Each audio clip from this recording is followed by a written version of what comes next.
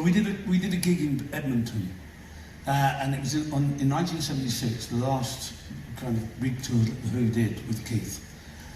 And we went back to the hotel afterwards with all the road crew and our assistants and everybody else. There must have been about 40 of us. And the hotel had laid on a meal, and it was around white tablecloth tables in the shape of a U.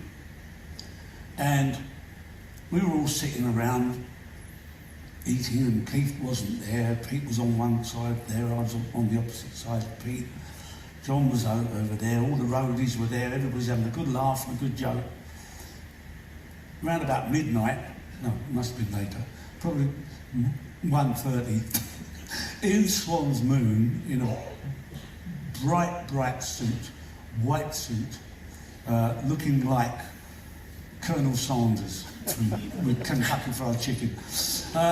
And he comes in and he takes the head of the table and he starts pretending, he starts going off into one of his soliloquies, and he's acting like a senator from down south. He puts on this whole southern kind of Noel Coward voice and all these actions, and Moon was a brilliant mimic. He was hysterical. And in those days I used to take photographs, and I had a camera, so I get down in front of him immediately and I start photographing all these gestures he's doing and this whole thing. Anyway, after about 20 minutes of Moon being absolutely hysterical and everybody around is falling about laughing except Pete. And all of a sudden, after about 20 minutes, Pete stands up and says, "It's a shame you didn't put as much energy into your playing tonight," and walked out. Moon deflated like a barrage balloon with a being hit by an ack. And he completely crumbled.